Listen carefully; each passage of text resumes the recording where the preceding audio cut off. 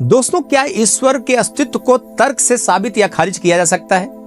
क्योंकि जितना ही ईश्वर के अस्तित्व के समर्थन में तर्क दिया जा सकता है, उतना ही उनके विरोध में भी उनके विरोधी तर्क दे सकते हैं। तो वास्तव में ईश्वर का अस्तित्व एक आस्था का विषय है, और आस्था भी ऐसी हो कि जो कम से कम अंधी तो ना हो। चूंकि अलग अलग जो धर्म हैं वो अलग अलग क्षेत्रीय भौगोलिक विशेषताओं के आधार पर कई बार निर्मित हुए हैं, अलग अलग सांस्कृतिक विविधताओं के आधार पर निर्मित हुए हैं, इसलिए कई बार आपस में ये विवाद की एक बहुत बड़ी वजह भी बनता है।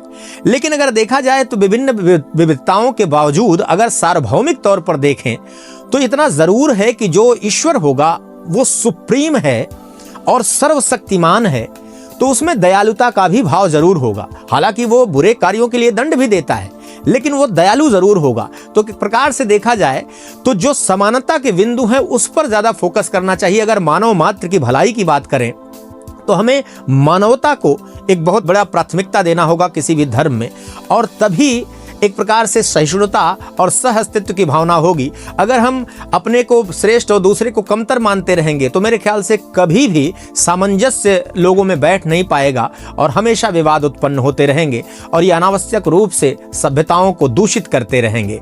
तो बहुत जरूरी है इस पर विचार करना। बहुत बहुत धन्यवाद।